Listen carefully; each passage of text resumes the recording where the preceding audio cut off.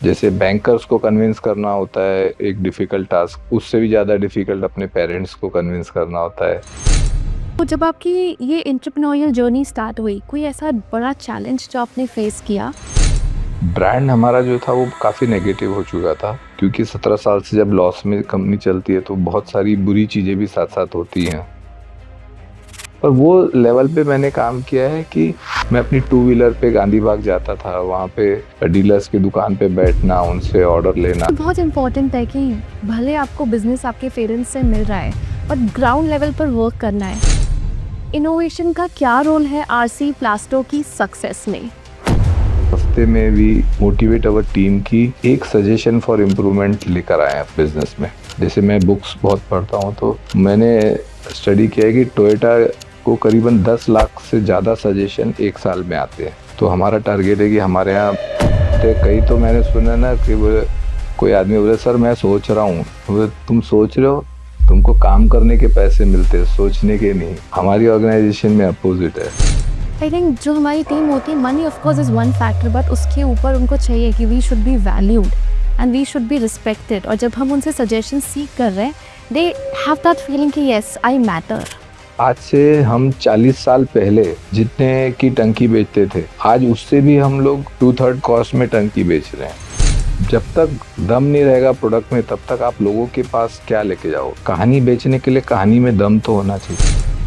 Generally होता है हम सोचते हैं उसको गिरा के ऊपर पहुंच जाएंगे। All my competitors are my best friends, they are my mentors. Generally ये होता है कि हम उनको अपना दुश्मन समझते हैं, in fact they are our best friend. We can see people having great degrees, great knowledge, but if they are not successful, then I will say don't listen to them.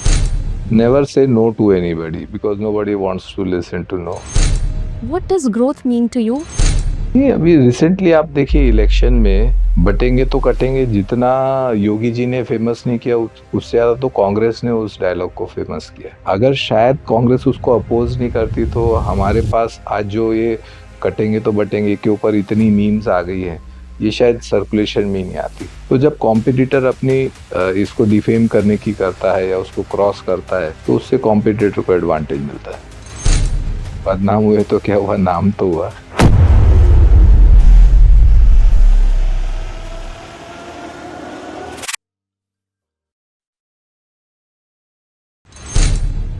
Today's episode features the incredible Mr. Vishal Agrawal, Managing Director of RC Plasto, who has turned a small scale operation into a leading business empire.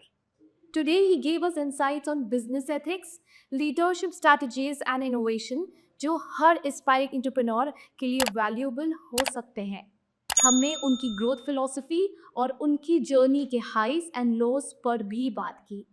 During today's episode उन्होंने competitors को best friends क्यों कहा और quality के ऊपर उनका unwavering focus कैसे एक डिफरेंशिएटिंग फैक्टर है, इन सब टॉपिक्स पर भी अपने थॉट्स शेयर किए। अगर आप एंटरप्रेन्योरशिप में इंटरेस्ट रखते हैं या अपनी पर्सनल और प्रोफेशनल लाइफ में इम्प्रूवमेंट चाहते हैं, then this episode is a must watch. Let's welcome mister Vishal Agarwal to the happiness with Mansi show.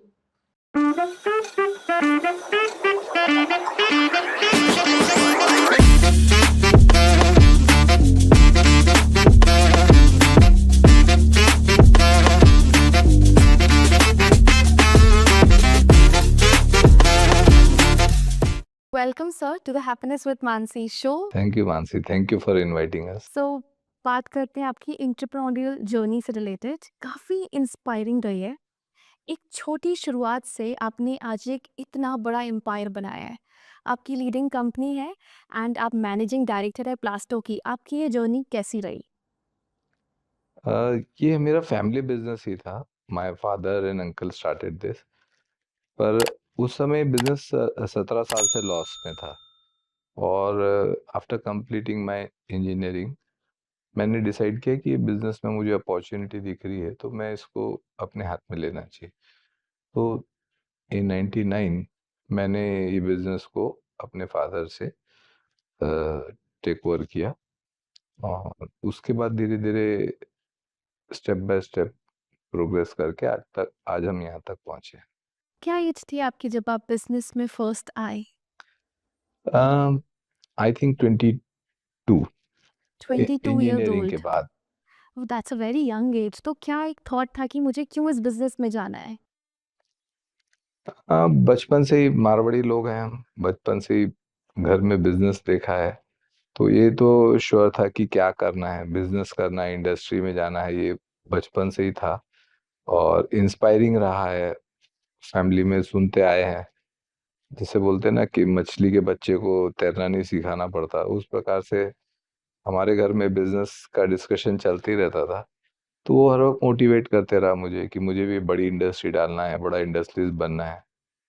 तो और जैसे अपॉर्चुनिटी मिली मुझे तो मैंने इसको अपने हाथ में लिया। तो आपने जैसे कहा कि 12-13 इयर्स हो गए थे एंड शायद बिजनेस इतना फुल फ्लेज वर्क नहीं कर रहा था। एंड जब 22 इयर्स की एज में आपने डिसाइड करा I want to get into this business, क्या आपके फादर को वो कॉन्फिडेंस था आप पर कि आप कुछ अलग कर सकते हैं? हाँ, स्टार्टिंग में तो नहीं था, बट स्टेप बाय स्टेप मैंने जैसे अपने आप को प्रूव करते गया, तो मुझे कॉन्फिडेंस अपने पेरेंट्स से, एल्डर ब्रदर से और बाकी फैमिली मेंबर्स से भी मिलते रहा। जैसे बैंकर्स को कन्विंस करना होता है एक डिफिकल्ट टास्क, उससे भी ज़्यादा डिफिकल्ट अपने पेरेंट्स को कन्विंस करना होता है, क्योंकि वो हमको देखते आ रहे हैं बचपन से कि हम एक लेथार्जिक रहते हैं राइट। स्टार्टिंग में, और एकदम सडनली जब हम एक ऐसा कोई बड़ा डिसीजन लेते हैं तो उनको लग they are more sceptical. Bank तो क्या पेपर देख के आपको बोलेगा हाँ ठीक है ओके, लेकिन पेरेंट्स को आपका बैकग्राउंड मालूम है तो दे आर लिटिल स्केप्टिकल।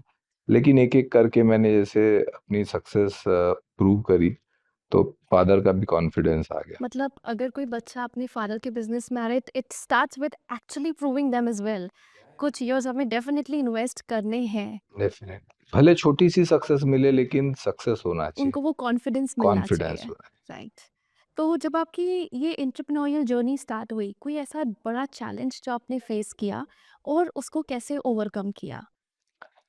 सबसे बड़ा चैलेंज तो जैसे मेरा ब्रांड हमारा जो था वो काफ़ी नेगेटिव हो चुका था, क्योंकि 17 साल से जब लॉस में कंपनी चलती है तो बहुत सारी बुरी चीज़ें भी साथ साथ होती हैं। जब आपका लॉस चलते रहता है तो उस समय से मतलब जब मैंने स्टार्ट किया तो right from convincing the banks to government officials to customers to dealers कि भाई ये चीज़ अभी चेंज हो गई है, इसमें कुछ इम्प्रूवमेंट आया है, ये एक बहुत बड़ा मेरे लिए चैलेंज था। और लोगों को कन्विंस करना, मतलब पहले की भी उनका फेथ मेरे पे डेवलप करना, मतलब आपने ग्राउंड लेवल वर्किंग करी। ग्राउंड लेवल वर्किंग करी। मतलब एक एक टंकी बेचने के लिए जो मैंने मेहनत करी है, तो वो that has taught me.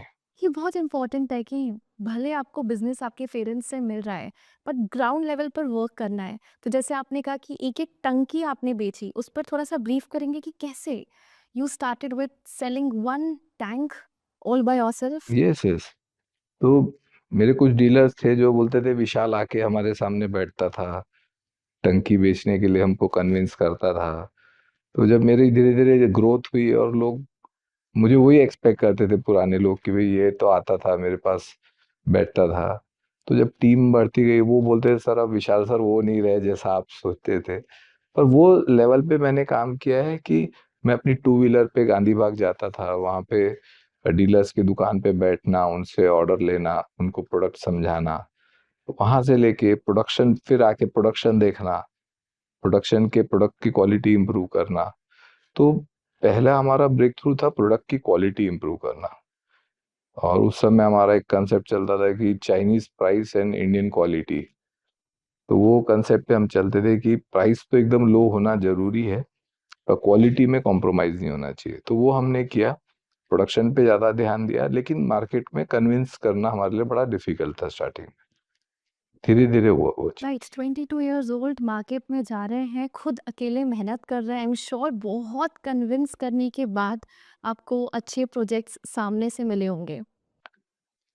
Difficult मतलब 3-4 साल तो काफी डिफिकल्ट। 3-4 इयर्स लग जाते हैं। उतना पेशेंस तो रखना ही पड़ता है। ज़रूरी है। बात करते हैं कि जब आपने बिजनेस में एंटर किया, आई एम श्योर एक एम होगा आपके माइंड में कि मुझे इस बिजनेस को अब इस लेवल तक पहुंचाना है।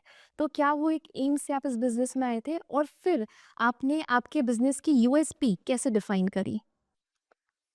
यूएसपी तो कैसा है कि जैसे मार्केट में जाते थे और जैसे हम कॉन्वर्सेशन करते हैं डीलर के साथ, कस्टमर के साथ, सेल्समैन के साथ, तो उनकी जो कॉन्वर्सेशन सुन के जो मुझे एक यूएसपी ध्यान में आई कि एक रिक्शे वाला था, वही टंकी बेचने के लिए कस्टमर को बोलता था ये ले लो इसकी गारंटी है, और ये चीज ले लो इसकी गारंटी नहीं है। तो मुझे सरप्राइज होता था कि गारंटी सिर्फ एक वर्ड ही इतना इम्पैक्टफुल है कि कस्टमर कन्विंस हो जाता था, जबकि वो कोई प्रूफ नहीं दे रहा, कुछ नहीं, ये गारंटेड प्रोडक्ट है, ये इस पे गारंटी नहीं है। तो वो वर्ड मैंने वहां से कैच किया और उसको हमने अपना ये बनाया कि मंत्र बना लिया कि जो भी प्लास्टो प्रोडक्ट बनाएगा उसमें गारंटी देगा जरूर। तो दैट इज अवर यूएसपी कि हम जो भी प्रोडक्ट बनाते हैं उसका एक पर्टिकुलर लाइफ कम से कम अश्योर करते हैं हम कस्टमर को कि ये इतना तो चलेगा ही। क्योंकि हमारा मानना है कि अच्छा प्रोडक्ट बनाने से कोई हमको याद नहीं रखने वाला। राइट। अगर मेरी टंकी 10 साल 20 साल टूटती नहीं है तो किसी को याद भी नहीं रहेगा। बिल्कुल। तो मैं वो चीज को कैसे इनकैश करूं इन एडवांस कि भाई मेरी प्रोडक्ट इतना चलने वाला है। तो ये यूएसपी हमने लेके चला, हमारा मंत्र था कि प्लास्टो है तो गारंटी है। तो टंकी में हम 10 साल की गारंटी देते हैं। जैसे गार्डन पाइप्स वगैरह हमने लॉन्च किए, घमेला लॉन्च किए, इसमें हम 2 साल की गारंटी दे रहे हैं। तो ये जब कंस्ट्रक्शन घमेला में कोई बोलता है कि ये तो 2 महीने नहीं चलता, आप 2 साल की गारंटी दे रहे हो, पर हमने 2 साल की गारंटी दी और चल रहा है हमारा घमेला। राइट। सो कुछ वर्ड्स इतना पावरफुल रहते हैं, इतना इम्पैक्ट क्रिएट कर सकते हैं because you are observant during that time. आपने वो एक वर्ड लिया और उसको अपनी वैल्यू से अटैच कर कर वो प्रोडक्ट अब आप या वो सर्विस अब आप सेल कर रहे हैं। बात करते हैं कि आपने काफ़ी न्यू टेक्निक्स एंड इनोवेशंस आपके बिजनेस में इंट्रोड्यूस करी। सो मेरा पहला क्वेश्चन आपसे ये है कि how do you come up with these new ideas, और इनोवेशन का क्या रोल है आरसी प्लास्टो की सक्सेस में? देखिए ये तो मार्केट में जैसे आप टच में रहते हैं तो दैट इज द रीजन कि आपको पता चलता है क्या मार्केट में डिमांड है और कहाँ there is a gap between the product and the customer. जैसे मैंने आपको घमेले का एग्जांपल दिया है कि जब हम बात करते हैं कॉन्ट्रैक्टर से तो वो कहता है कि घमेला तो 2 महीने नहीं चलता, पर हमें मालूम है कि ऐसा क्यों हो रहा है। जब हमें वो गैप दिख रहा है, या मान लीजिए अभी मैं चेयर पे, हम लोग प्लास्टिक की चेयर बना रहे हैं, आज मुझे गैप दिख रहा है कि कोई भी चेयर, एक जनरल परसेप्शन बन चुका है कि आदमी बैठता है तो 2 चेयर लेके बैठता है कि एक चेयर शायद टूट जाएगी, बिल्कुल। शायद फैल जाएगी, या आधी जगह रेस्टोरेंट्स में चेयर टूटी भी रहती है जहाँ प्लास्टिक की है तो 2 चेयर रहती है। तो ये एक गैप हमको नजर आ रहा है, जो हम प्लास्टिक के प्रोडक्ट्स बना रहे हैं उसमें हमको एक गैप नजर आ रहा है। तो हमें लगा कि यहाँ हमारा स्कोप है। तो we are coming with 5 years guarantee on furniture, plastic furniture, जो आज कोई भी नहीं दे रहा है। जनरल परसेप्शन 1 साल का रहता है, हम 5 साल की गारंटी के साथ प्रोडक्ट ला रहे हैं। That's wonderful. तो हमको बस ऑब्जर्व करते रहना, अपनी आंखें खुली रखना है कि कहाँ अपॉर्चुनिटी है। और हमारी ऑर्गेनाइजेशन में एक ये है कि जो आपने बोला ना इतना इनोवेशन, इनोवेशन का सबसे बड़ा ये है कि हमारे यहाँ हर बंदे को कुछ ना कुछ सजेशन देना कंपलसरी है। क्या बात है। हर हफ्ते में भी मोटिवेट अवर टीम की एक सजेशन फॉर इम्प्रूवमेंट लेकर आए हैं अपने बिजनेस में। जैसे मैं बुक्स बहुत पढ़ता हूँ, तो मैंने स्टडी किया है कि टोयोटा को करीबन 10 लाख से ज़्यादा सजेशन एक साल में आते हैं। तो हमारा टारगेट है कि हमारे यहाँ मीनिंगफुल सजेशंस 10,000 हर साल आना चाहिए, और हमको आ रहे हैं। तो वो चीज़ से हमें बहुत सीखने मिलता है। मतलब आप आपकी टीम को उतना स्पेस दे रहे हैं, उतना फ्रीडम दे रहे हैं एंड उनमें इतना कॉन्फिडेंस रख रहे हैं कि आइए give your suggestions to us, क्योंकि सब लाइक माइंडेड नहीं होते नहीं हैं। होते कई, तो मैंने सुना ना कि बोले, कोई आदमी बोले सर मैं सोच रहा हूँ, तो बोले, तुम सोच रहे हो, तुमको काम करने के पैसे मिलते हैं, सोचने के नहीं। हमारी ऑर्गेनाइजेशन में अपोजिट है, हमारे यहाँ उनको सोचना जरूरी है। क्या बात है। ये बहुत अच्छी चीज़ आपने बताई कि अगर हम ऐसा मानते हैं कि हम ही सिर्फ सजेशंस रख सकते हैं, पर बाकी के लोग भी हैं जो शायद अलग सोचकर कुछ बहुत अच्छा सजेस्ट हमें कर सकते हैं। तो I think to give equal value to your team is of utmost importance. Specially जब खर्चे की बात आती है। आई हैव ऑब्जर्व कि 99% ओनर्स, कभी किसी ने खर्चे की बात कर दिया तो उसकी बात कभी नहीं सुनते। पर हमारी ऑर्गेनाइजेशन में इतना ओपननेस है कि कितना भी बड़ा खर्चा हो, they are free to suggest us. So कुछ एक ने ऐसे हमारे को बोला है वर्किंग आवर्स कम होने चाहिए, तो हम लोग 8 बजे तक के फैक्ट्री चलाते थे। आज हम 6:30 बजे तक के ऑफिस फैक्ट्री चलाते हैं। तो वर्किंग आवर्स हमारा एक समय 9 घंटे था, धीरे धीरे सजेशंस के कारण हमने उसको भी 8:30 घंटे पे ला लिया है। यानी 10 घंटे था पहले, 10 घंटे से अभी 8:30 घंटे पे ला लिया है। तो ये जब हम सजेशन मीटिंग्स में उनसे पूछते हैं, तो वहाँ के जब जो फीडबैक आते हैं उस पे हम लोगों ने बहुत कुछ इम्प्रूवमेंट किया है। In that case I think आपकी टीम बहुत ब्लेस्ड है कि उनको आपके जैसे लीडर मिले हैं जो उनको इतना वैल्यू देते हैं, एंड ये हम सबको एक्चुअली सीखना चाहिए। डेफिनेटली उससे बहुत फायदा होता है, क्योंकि उनके दिमाग में होता है लेकिन वो डरते हैं बोलने से। हमारे यहाँ वो चीज़ नहीं है, उनको बोलना कंपलसरी है। उनको बल्कि उल्टा टेंशन रहता है कि हमें क्या सजेशन देना है। पर हम उनको मोटिवेट करते हैं कि आप ये देखिए, हर साल आज से हम 40 साल पहले जितने की टंकी बेचते थे, आज उससे भी हम लोग 2/3 कॉस्ट में टंकी बेच रहे हैं। और रॉ मटेरियल 5 टाइम्स बढ़ चुका है, लेबर कॉस्ट 10 टाइम्स बढ़ चुकी है। उसके बाद भी हम वही रेट में टंकी दे रहे हैं या उससे सस्ती दे रहे हैं। तो this is all because of innovation, जो इम्प्रूवमेंट्स हमने किया है, आज उसी का नतीजा है। आई थिंक जो हमारी टीम होती है, money of course is one factor, but उसके ऊपर उनको चाहिए कि we should be valued and we should be respected, और जब हम उनसे सजेशन सीख कर रहे हैं दे हैव दैट फीलिंग कि यस आई मैटर। डेफिनेटली वो होना ही चाहिए, क्योंकि उनके दिल की बात दिल में ही रह जाती है अदरवाइज। और उससे उनके प्रमोशन में भी बहुत फर्क पड़ता है, कि हमको भी पता चलता है हमारे हिडन टैलेंट्स क्या है। तो नहीं तो जनरली ये होता है कि हम बाहर से टैलेंट सर्च करते रहते हैं, लेकिन हमारी ऑर्गेनाइजेशन में जो हिडन टैलेंट है वो हमें नहीं पता चलता। तो ये कॉन्वर्सेशन से हमको उनके टैलेंट का भी जानकारी मिलती है। और कई बार तो ऐसा हुआ है कि हमारे यहाँ वर्कर लेवल के जो लड़के काम कर रहे थे, हमें बाद में पता चला कि उनके सजेशंस आने के बाद कि वो लोग तो बेसिकली इंजीनियर थे, लेकिन जॉब नहीं मिला इसलिए वो वर्कर का काम कर रहे थे। तो उनके सजेशन से हमने पूछा भी तुम्हारा एजुकेशन क्या है, तो बोले सर मैं बीई हूँ। तो इस टाइप के भी हमारे यहाँ 4-5 किस्से हुए हैं कि जो इंजीनियरिंग करके लड़के एज अ वर्कर काम कर रहे थे, पर हमारे सजेशन मीटिंग के कारण उनके सजेशन से हमको पता चला कि वो लोग इंजीनियर है। क्या बात है। मार्केटिंग की बात करते हैं, मार्केटिंग बहुत इंपॉर्टेंट है, बट देन आपने अपनी एक आध टॉक में मेंशन किया कि it's been only 8-10 years since you started marketing. उसके पहले आप मार्केटिंग नहीं करते थे।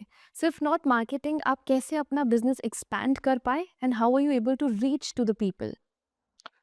मार्केटिंग मतलब पहला पार्ट ऑफ मार्केटिंग कर रहे थे कि हम लोग प्रोडक्ट डेवलपमेंट और ग्राउंड रियलिटी पे वर्क कर रहे थे। साउंड या तो हमने वो अपना वर्कआउट किया और जो हमारे नियर बाय एरियाज थे वहां तक हम रीच कर पाए। पर जो ब्रांडिंग एक्टिविटी थी वो हमने कभी नहीं किया। हम जितना भी कर रहे थे वो basically quality of the product, delivery और कस्टमर रिलेशन, उसके ऊपर हम लोग काम कर रहे थे। लेकिन जो नेशनल लेवल पे हम लोग गए हैं, वो जब से हमने ब्रांडिंग एक्टिविटीज शुरू करी तब से वो हमारा ग्रोथ बहुत फास्ट हुआ। Directly when you coming up with any service, don't just start marketing, first be sure कि आप प्रोवाइड क्या कर रहे हैं। जब तक दम नहीं रहेगा प्रोडक्ट में, तब तक आप लोगों के पास क्या लेके जाओगे। कहानी बेचने के लिए कहानी में दम तो होना चाहिए। तो पहले हमने अपनी कहानी को स्ट्रॉन्ग किया, फिर उसको जब हम लोगों के पास गए अपनी कहानी लेके, तो लोगों ने हमारी कहानी को विश्वास किया। क्या बात बोली आपने, कहानी बेचने के लिए कहानी में दम तो होना चाहिए। What a beautiful learning. क्या ज़्यादा इम्पोर्टेंट है, प्रोडक्ट की क्वालिटी या making it cost effective? Product की क्वालिटी, क्योंकि कॉस्ट इफेक्टिव के यानी अपने इंडिया में जनरली ये है कि कॉस्ट इफेक्टिव मतलब सस्ता। तो सस्ता तो बेचने वाले बहुत हैं और सस्ते में आपकी सस्टेनेबिलिटी नहीं है। आज आप कितना भी सस्ता कर लो, कोई ना कोई आएगा आपसे सस्ता माल लेके जाएगा। 100%। लेकिन क्वालिटी जो है वो इतनी जल्दी कॉपी नहीं कर सकते अपन। और क्वालिटी को रिप्लेस करना it is very difficult. Price को रिप्लेस करना बहुत इजी है। कई बार कोई सस्ते में भी लॉस में भी बेच के चले जाता है, लेकिन क्वालिटी अचीव करना बड़ा difficult. Right, I completely agree. We at happiness with Mansi हम भी यही बोलते हैं, quality is our safest bet to success. Yes definite, and that will last longer. Right. Okay, so it's time for a little twist in the conversation. It's time for the rapid fire round where we have a few set of questions prepared. And all we want from you is to share the first thought that comes to your mind. So, are we ready? Yes. Okay, let's get it started. एक key trait of a successful entrepreneur. Learning. Learning. Invest in yourself. Invest in yourself. क्या बात है. क्या ज़्यादा important है, passion या strategy? Passion. Passion. Strategy can be learned. Passion cannot be learned. क्या बात है. क्या बात है. Deep. Is entrepreneurship about luck or hard work? I think it's passion. Okay. Hard work इतना काम नहीं आता है. लक सबके साथ इक्वल है, मेरा ये मानना है. लेकिन आपका इंटरेस्ट है, पैशन है, तभी आप एंटरप्रेन्योरशिप में सक्सेसफुल. ऐसा पैशन हो कि लक खुद बन जाए और मेहनत तो हो ही जाएगी. स्टार्टिंग में देखिए ये भी चेंज होता रहता है. Starting of the business life cycle, hard work is more important. Then Definitely. Comes luck and then strategy. एक मिस्टेक जो एंटरप्रेन्योर्स को अवॉइड करनी चाहिए in their early years of career. Fighting with the competitors. Generally होता है हम सोचते हैं उसको गिरा के ऊपर पहुंच जाएंगे. मैंने अपनी लाइफ में हर वक्त कोलैबोरेट करके आगे बढ़ा हूं. क्या? All my competitors are my best friends, they are my mentors. तो उनसे सीख के ही मैं बिजनेस आगे बढ़ा. ये बात अलग है कि उनसे आगे चले गया, लेकिन they all are my good friends. उनके यहाँ शादी में भी आज भी मैं जाता हूँ. लेकिन जनरली ये होता है कि हम उनको अपना दुश्मन समझते हैं. In fact they are our best friends. कितना ब्यूटीफुल पर्सपेक्टिव है कि आप आपके कॉम्पिटिटर्स को बेस्ट फ्रेंड देख रहे हैं, स्पेसिफिकली अभी इस इन टुडेज जनरेशन जहाँ बहुत इजी है कॉम्पीट करना, इनसिक्योर फील करना. How do you see them in this light? मतलब देखिए, आप किसी को अपना दुश्मन मानते हो तो you create a barrier between you and the competitor. जब हम लोग साथ में मिलकर सोचते हैं तो बहुत सारी क्रिएटिविटी आती है. कई बार हम सोचते हैं कि हम बहुत अलग कर रहे हैं, नया कर रहे हैं, लेकिन जब अपने कॉम्पिटिटर से बात करते हैं तो वो तो कहता है ये तो मैंने पहले ही करके देख चुका हूँ, मेरा एक्सपीरियंस ये है. तो जब when you are open with your competitors, खुले दिल से आप उसके साथ चीजें शेयर करते हो तो बहुत ग्रो करते हो. और दुनिया में कोई भी दो कॉम्पिटिटर्स, मेरे ख्याल से 5 से 10% मार्केट ही उनका कॉमन होता है. 90-95% उनका मार्केट अलग है, हमारा अलग इज है. इट? डेफिनेट. मतलब एरिया सेम रहेगा, लेकिन उसका डीलर अलग रहेगा, मेरा डीलर अलग रहेगा. मेरा डीलर उसका माल नहीं बेचने वाला, उसका डीलर मेरा माल नहीं बेचने वाला. तो उनको तो नए नए प्रोडक्ट या नए नए सप्लायर चाहिए ही चाहिए. तो अगर हम कोलैबोरेट करके चलते हैं तो बहुत कुछ सीखने में. बिल्कुल सही कहा आपने. Competition unnecessary negative energy create करता है हमारी लाइफ में, बट अगर हम उनसे इंस्पिरेशन लें तो शायद हम और अच्छा सीख सकते हैं और साथ में मिलकर आगे बढ़ सकते हैं. बिकॉज वो पॉजिटिविटी लाइफ में बहुत इंपॉर्टेंट है to be productive and motivated. आप काम कर पाए उसके लिए. आपका biggest inspiration in this entrepreneurial world? Dhirubhai Ambani. Okay, one thing that you like about him the most? Taking fast decisions. Fast quick decisions, वो बहुत इंपॉर्टेंट है बिजनेस में. बहुत इम्पोर्टेंट. क्योंकि हम परफेक्ट कभी भी नहीं हो सकते. We can be better but we can not be perfect. तो हमको ये देखना है कि अवेलेबल रिसोर्सेज में क्या बेस्ट ऑप्शन है, उसके साथ हम को जाना चाहिए quick rather than. Execution. Yes. क्योंकि there is always a chance to correct yourself. लेकिन अगर हम डिसीजन ही नहीं लेंगे तो पहली गलती करने में इतना टाइम लगा लेंगे, तो सेकंड गलती, थर्ड गलती कब करेंगे, ऐसा है. वाह, क्या बात है. क्या ज़्यादा वैल्यूएबल है अकॉर्डिंग टू यू, फंडिंग की मेंटरशिप? मेंटरशिप. मेंटरशिप, फंडिंग तो देखिए, और कई के घरों में इतना पैसा है, आई हैव सीन, लेकिन वो पैसे को यूज कैसे करना वही उनको नहीं पता है. पैसा इज, आई थिंक आज की जमाने में पैसा is not at all a problem. 100%. पर मेंटरशिप, अच्छा मेंटर मिलना बहुत जरूरी. Because right way of thinking रहेगी. And mentor should be a successful person, not an intelligent person. That is very important and thing how which would I we have learned. Differentiate two of them? See, we can see people having great degrees, great knowledge, but if they are not successful, then I will say don't listen to them. I have experienced this. जैसे एक machine बनाने वाला है, वो बहुत intelligent है, बहुत अच्छा है, लेकिन वो दूसरी मशीन बनाएगा तो उसमें गलती कर सकता है, क्योंकि वो सक्सेसफुल नहीं है दूसरी मशीन बनाने में, वो एक मशीन बनाने में सक्सेसफुल है। तो वो जहाँ पे सक्सेसफुल है उसके साथ वही चीज में जाना चाहिए। Probably they lack that experience yes, जो एक्सपीरियंस। एक सक्सेसफुल इंसान के पास है।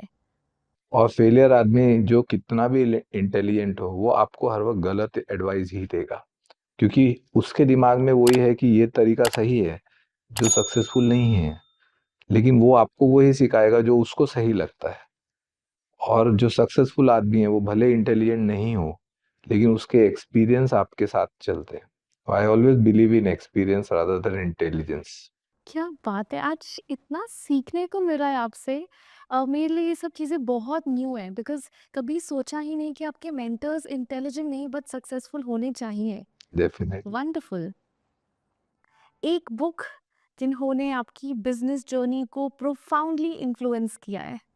The recent one I am learning is reading is the diary of a CEO. Okay. और सबसे पहली बुक जो थी वो डेल कार्नेगी की how to make friends and influence people. I have that book but मैंने उसको अभी तक पढ़ा नहीं। Is that a good one? I have read it maybe 10 times और more. Okay. And so one thing जो आपने उस बुक से सीखा जिसने रियली इम्पैक्ट करा आपकी लाइफ को big time? Never say no to anybody because nobody wants to listen to no. Just start with yes. But in time limited है, सबको यस बोलेंगे तो कैसे चल पाएंगे इस दुनिया में? Possible है. Start with yes. Say whatever you want to say. But I have seen people starting with no and then shifting to yes.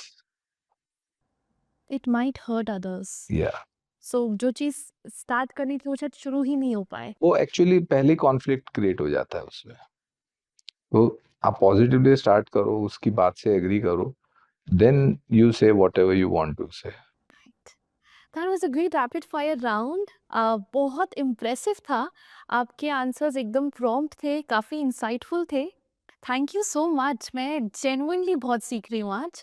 And it's time we get back dive back into the main conversation. Okay. बात करते हैं growth की। You spoken that growth is the ultimate aim. What does growth mean to you आपके business में? Growth means आज मैं 100 रुपए का काम कर रहा हूँ तो मुझे कल 110 का करना है, 120 का करना है। That is growth according to me. क्योंकि ग्रोथ तभी आ सकती है जब आप सारे फैक्टर्स को साथ में लेके चलते हैं। प्रॉफिट तो क्या है कि कभी कभी ऐसा हो जाता है कि कोई चीज में आपने कॉस्ट रिड्यूस कर लिया, आपका प्रॉफिट बढ़ गया, तो that profit is very short term. लेकिन growth is a long term thing. तो मैं हर वक्त मेरा प्रिंसिपल रहा है कि प्रॉफिट को ध्यान में ना रख के ग्रोथ को ध्यान रखो। If you take care of growth, profit will follow you. Like what you say, take care of pounds and pennies will take care of themselves. So profit is a penny and pound is the growth, I think. So professional growth is one thing, क्या personal growth भी equally important है? Yes, definitely. And आप अपनी personal growth के लिए क्या करते हैं? I read books. I go to different associations. I'm a part of many associations. I visit exhibitions. Personal growth is very important. आपने कहा था in one of your speeches कि जो आपके कॉम्पिटिटर्स हैं, अगर वो आपको डिफेम करते हैं, देर एक्चुअली मार्केटिंग यू। तो ये भी काफ़ी डिफरेंट पर्सपेक्टिव था कि आप इसमें भी अच्छा देख रहे हैं। इसको इस पर आप कुछ थोड़े इंसाइट्स शेयर करेंगे प्लीज़? नहीं, अभी रिसेंटली आप देखिए इलेक्शन में बटेंगे तो कटेंगे जितना योगी जी ने फेमस नहीं किया, उससे ज्यादा तो कांग्रेस ने उस डायलॉग को फेमस किया। सही बात है। अगर शायद कांग्रेस उसको अपोज नहीं करती तो हमारे पास आज जो ये कटेंगे तो बटेंगे के ऊपर इतनी मीम्स आ गई है, ये शायद सर्कुलेशन में ही नहीं आती। तो जब कॉम्पिटिटर अपनी इसको डिफेम करने की करता है या उसको क्रॉस करता है, तो उससे कॉम्पिटिटर को एडवांटेज मिलता है। तो कोई भी अगर हमारे प्रोडक्ट को डिफेम करने की कोशिश करेगा तो there is always a conversation between him and our product. Right. तो हमारी तो एडवर्टाइजमेंट हो ही रही है उस। राइट, जिस पर हम फोकस कर रहे हैं वो चीज़ बढ़ रही है। व्हाट वी हाँ, focus on yes it definitely. Grows. बदनाम हुए तो क्या हुआ, नाम तो हुआ। The same principle applies here. क्योंकि आपके बारे में लोगों को पता तो चल रहा है। राइट। कितना इम्पोर्टेंट है बिजनेस में कैलकुलेटेड रिस्क लेना? तब कैलकुलेटेड रिस्क नहीं बोलेंगे अपन उसको, लेकिन मेजरेबल रिस्क ने अपन उसको प्रेडिक्टेबल रिस्क बोलेंगे, सॉरी मैं, हाँ प्रेडिक्टेड, कि कितना हो सकता है आपका maximum, you consider that and you take the decisions. जैसे कोई मैं मशीन ले रहा हूँ, मुझे रहे कि यार ये यूज नहीं आएगी, ठीक है, कितने दिन यूज नहीं आएंगी, 1 साल की 2 साल, तो माय मेजरमेंट के ये है, 1 साल में नहीं तो 2 साल में तो यूज आ ही जाएगी। So I take decision based on that, क्योंकि रिस्क, एक्चुअली बिजनेस में कोई भी रिस्क नहीं होता है, ओनली टाइम लैग होता है। कभी कभी आपका डिसीजन जो है इतने दिन में सक्सेस होगा या ज्यादा होगा। जैसे आपने सोचा मैं उधारी बांटा, ये कितने दिन में आएंगी, 15 दिन में आएंगी कि 1 महीने में आएंगी, हो सकता है कई बार 2 महीने में आए। तो उसकी तैयारी अगर आपके पास है, कितनी अच्छी बात आपने कही कि रिस्क नहीं है, टाइम लैग का हाँ, डिफरेंस है। तो आगे नहीं तो पीछे, बट हमें पता होना चाहिए कि कितने टाइम में it will be of value to us. इन्हें कि आप वर्स्ट सोच के डिसीजन ले लो, मेरा तो ये सोचना है। डिसीजन हम वो लॉस से इतना ज्यादा डरते हैं कि हम डिसीजन नहीं ले लेते। तो मेरे हिसाब से हमें डिसीजन लेना चाहिए, और कितना मैक्सिमम लॉस हो सकता है उसको अगर हमने प्रेडिक्ट कर लिया तो it becomes very easy decision लेने के। किसी ने कहा है करके पछताओ, नहीं करके मत पछताओ। आजकल की जनरेशन अगर देखें एंटरप्रेन्योरशिप से काफ़ी इंस्पायर है, but at the same time बहुत इम्पेशेंट भी है। इस एवर चेंजिंग मार्केट में अडेप्टेबल रहना बहुत इम्पोर्टेंट है। तो आपके अकॉर्डिंगली क्या माइंडसेट होना चाहिए? Learning, learn from your mistakes, मेरा ये बोलना है। आप ये नहीं सोच सकते कि मैं सक्सेसफुल ये होऊंगा या दूसरे को देख के कि भाई मुझे इतनी फास्ट सक्सेस चाहिए। जो भी है आप करिए, उसको करेक्ट करते जाइए, फास्ट डिसीजन लेके अपने आप को इम्प्रूव करते रहिए। तो लर्निंग भी choice isn't it? Yes yes. Because a lot of fast जब प्रॉब्लम्स आती हैं एकदम ऐसे जोन में चले जाते हैं कि उधर से निकलना डिफिकल्ट हो जाता है। We take days and weeks, but कुछ ऐसे लोग हैं जो अपनी बड़ी सी प्रॉब्लम को छोटा करते हैं एंड क्विकली खड़े होते हैं और बोलते हैं मैंने सीख लिया, अब मैं रेडी हूँ। जितने लोग हैं ना, सीखना मतलब आजकल डिजिटल मीडिया से ही सीख रहे हैं, बुक्स रीडिंग नहीं करते। तो बुक रीडिंग से जो एक इन डेप्थ जो नॉलेज मिलता है वो नहीं मिलता है डिजिटल मीडिया से। और डिजिटल मीडिया इतना इंस्पायरिंग लगता है, लोगों को लगता है मैंने यूट्यूब देख लिया तो मैं कर लूंगा ऐसा, लेकिन नहीं होता है। डॉक्यूमेंटेशन पार्ट जो है वो उतना ही इम्पोर्टेंट है, तो रीडिंग राइटिंग वो बहुत जरूरी है। हाँ, एक पर्सनल क्वेश्चन है because I also read books. तो बुक रीड करते time do you also make notes? Yes definitely. You do? मुझे प्लीज़ उस पर थोड़ा सा ब्रीफ करिए कि how do you do that? So earlier when I find difficult words, तो उसका हिंदी में मीनिंग या इंग्लिश में भी जो सिंपल मीनिंग है वो भी मैं लिखता था। और हाइलाइटर्स को मैं हर वक्त यूज करता हूँ, क्यों मुझे जब ओवरव्यू करना है तो मैं हाइलाइटर्स, जो अपने पॉइंट्स है जो मुझे याद रखने हैं, I use highlighters. So you prefer reading physical books? Yes definitely. All right. आपकी जो कंपनी है इतनी मैसिव कंपनी है, I think over 3000 employees. Yes. कैसे आप उन सबके साथ एक पर्सनल टच मेंटेन करते हैं एट द सेम टाइम उन सबको मैनेज करना? I think that needs great balance. So एक जनरल मेरा एक्सपीरियंस ये है कि हम इंडियंस लोग उतना अपने बिजनेस को इंसेंटिवाइज नहीं करते हैं। तो in my business I try to incentivise every person, so they feel connected with the organization, they take the responsibilities, और मैं उतना ही रिलैक्स हो जाता हूँ क्योंकि they take the leadership role. तो हमारे इंडिया में, मैं चाइना जाता हूँ तो चाइना में जितना I have seen the entrepreneurship, वहाँ के एम्प्लॉयज जितना अपनापन से काम करते हैं उतने इंडिया के नहीं करते। यहाँ थोड़ा जिम्मेदारी, ये हम जॉब कर रहे हैं ये परसेप्शन से करते हैं, अपनापन से नहीं करते। तो I have learn from Chinese, और उसको अपने बिजनेस में मैं इनकॉर्पोरेट करता हूँ कि हर एक्शन को मैं इंसेंटिवाइज कर दूं। तो मैं इंसेंटिवाइज करता हूँ तो लोग मेरे से कनेक्ट भी हो रहे हैं, कंपनी से भी कनेक्ट हो रहे हैं, और जुड़ के काम कर रहे हैं और अच्छा कमा भी रहे हैं। वाओ, गुड पर्सपेक्टिव कि आप अपनी टीम को लीडर्स बना रहे हैं। They are taking that responsibility और इसीलिए आप थोड़े रिलैक्स्ड और फ्री रहते हैं। Very beautiful. Role of networking क्या है in success of a business? It depends on the type of business. पर मुझे ज़्यादा से ज़्यादा नेटवर्किंग से लर्निंग जो मिला वो मेरे लिए बहुत इम्पोर्टेंट रहा है। ऐसा किसी का नेटवर्क का एडवांटेज लेके मुझे कुछ फ़ायदा नहीं हुआ, लेकिन उनके साथ जब मैं बैठता हूँ तब उनसे जो इनसाइट्स मुझे मिलती है, तो वो लर्निंग मेरे लिए नेटवर्किंग के लिए सबसे इम्पोर्टेंट चीज़। आजकल हमने नेटवर्किंग को बिल्कुल ऐसे बना रखा है कि नेटवर्किंग करेंगे, कनेक्ट्स बनेंगे तो काम मिलेगा, तो हम अच्छा कर पाएँगे। बट हम ये नहीं देखते नेटवर्किंग से हम अलग लोगों से मिलेंगे, अच्छी चीज़ें सीखेंगे। आई थिंक ये बताता है कि आप इंसान कितने अच्छे हैं। थैंक यू, आप मुझे पैम्पर कर रही हैं।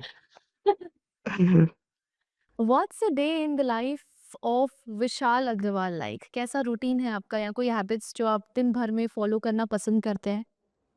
फर्स्ट तो एक्सरसाइज है, मॉर्निंग में walking, swimming, then business, then family time in the evening. Okay. आप जिम या कोई वर्कआउट करते हैं जो swimming, I am swimming? Okay. Fond of swimming. Alright. And बात करते हैं आपके फादर की, रमेश चंद्र जी, उनका एक सिग्निफिकेंट इम्पैक्ट रहा है आपकी वैल्यूज़ में और बिजनेस अप्रोच में। ऐसी कोई टीचिंग जो आपने उनसे ली हो जो आज भी आपको गाइड करती है? या he was also a very fast decision taker. तो वो भी कुछ भी काम है, ठीक है कर लो, देखेंगे क्या होगा। वो जो उनसे सीखा मैंने कि कैलकुलेटेड रिस्क जो बोल रहे थे आप, वो ये है कि क्या होगा, मैक्सिमम क्या होगा, उसकी तैयारी अगर if you are ready to bear that losses, तो आपके लिए डिसीजन वेरी इजी हो जाता है। तो वो उनसे मैंने सीखा है। He was very fast decision taker. चलिए गुड, आज हमने आपसे बहुत सारी चीज़ें सीखी।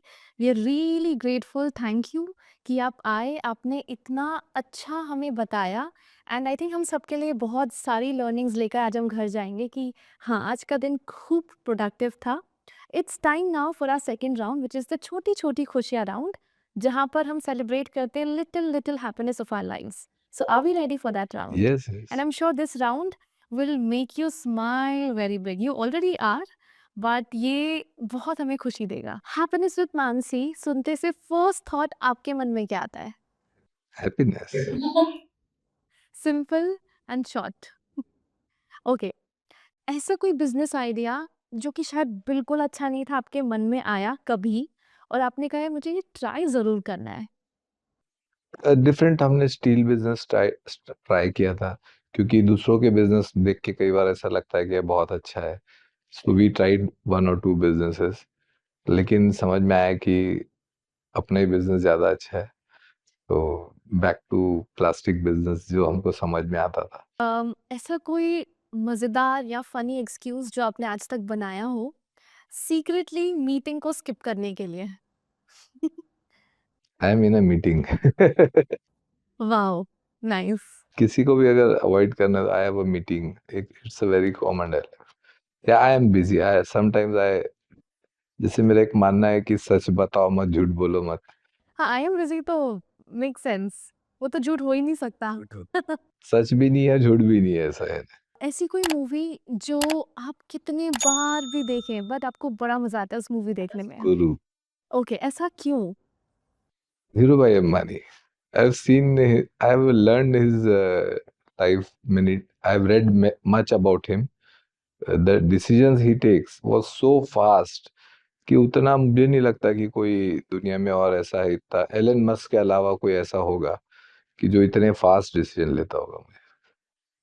और इतने मैसिव डिसीजन जो उन्होंने लिए, वो मूवी में जो दिखाया है कि धीरूभाई अंबानी, उनका जो साला रहता है वो कहता है कि मेरे पिताजी ने वो पैसा मेरी बहन की शादी के लिए रखा हुआ है, तो ही सेज कि मैं उससे शादी कर लूंगा। तो वो इतने फास्ट डिसीजन टेकर थे कि उन्होंने मतलब शादी जैसा डिसीजन भी अपना ऐसा एक चुटकी में ले लिया, because he has something in mind.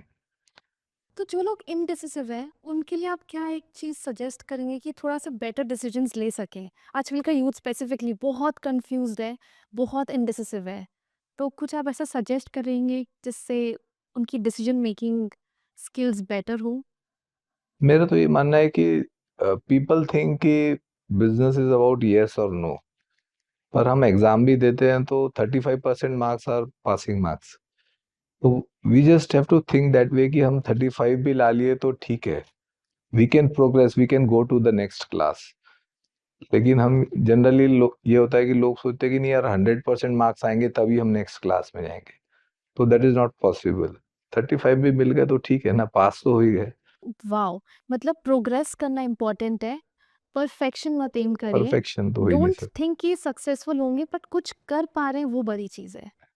Next class आप कितने भी साल एक क्लास में 100% मार्क्स भी ला लोगे, लेकिन दूसरा अगर 35 लेके 3-4 क्लास आगे चले गया है, तो he will always be intelligent then you. क्या बात बोली आपने। तो आई बिलीव दैट कि टेक डिसीजंस 35, 40, 50 जितना भी सक्सेस रेट है, जस्ट कीप ऑन वॉकिंग। अगर आप किसी को प्रैंक कॉल कर पाते अभी, तो वो कौन होता और आप उनको क्या कहते? My daughter. And what would you tell her? खास करके अगर वो बॉम्बे में होती तो मैं, जैसे शी स्टेज इन बॉम्बे, और उसको ये कहता कि मैं तेरे से मिलने अभी आ गया हूँ करके, that would have surprised her. That's so sweet. क्या बचपन में भी आप एक क्यूरियस चाइल्ड थे जिनको हमेशा से सीखना था, कुछ अलग करना था? नहीं, ऐसा बहुत नहीं था। मैं 10th के बाद मुझे इंटरेस्ट आया स्टडीज़ में और कुछ क्यूरियोसिटी। तब तक कि मुझे ऐसा लगता नहीं था कि मैं कोई बहुत कर सकता हूँ लाइफ का। तो आपको लगता है एजुकेशन का कुछ रोल है जो हमारे पेरेंट्स बोलते हैं पढ़ोगे तो ही कुछ बन पाओगे, तो क्या वो सच है? Yes, definitely. लकीली मुझे 10th में अच्छे मार्क्स आ गए और उसके बाद मुझे इंजीनियरिंग कॉलेज में एडमिशन मिल गई। तो that was the turning point कि मुझे लगा कि मैं कुछ कर सकता हूँ लाइफ में। उसके पहले मुझे नहीं लगता था इतना। एक ऐसा चाइल्डहुड कार्टून कैरेक्टर जिसको आप एक दिन के लिए अपने पास ला सकें, वो कौन होगा? चाचा चौधरी, उनका मतलब जो सुरेश था कि चाचा चौधरी का दिमाग कंप्यूटर से भी तेज चलता है। क्या बात है। So I just keep on repeating that with my team कि don't think that I am चाचा Chaudhary. I am a human being. मेरा दिमाग कंप्यूटर से ज़्यादा तेज नहीं चलता है.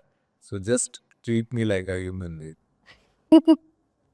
And so with this, we come to the end of our second round, the Choti Choti Khushiyan round. And this is how we conclude our today's episode as well. It was a very insightful one with you. And we are really very, very grateful that you came today. अपने presence से आज हमारे studio को grace किया. And हम सब ने आज बहुत enjoy करा, I'm sure. So let's have huge round of applause for him. Thank you so much. Thank you. जख्मों ने सी दी, हार में हिम्मत दी, संघर्ष के रास्ते पर जीत की रोशनी मिली। आज कहते हैं फक्र से हाँ, हमने कर दिखाया, वो सपना जो कभी देखा था आज सच बन पाया। Thank you for watching today's episode. अगर आपको आज का एपिसोड अच्छा लगा then please take a moment to like, share and subscribe. Until we meet again, खुश रहिए, खुशियाँ बांटते रहिए, and remember your happiness is your greatest gift to the world. Blast तो है तो गारंटी है।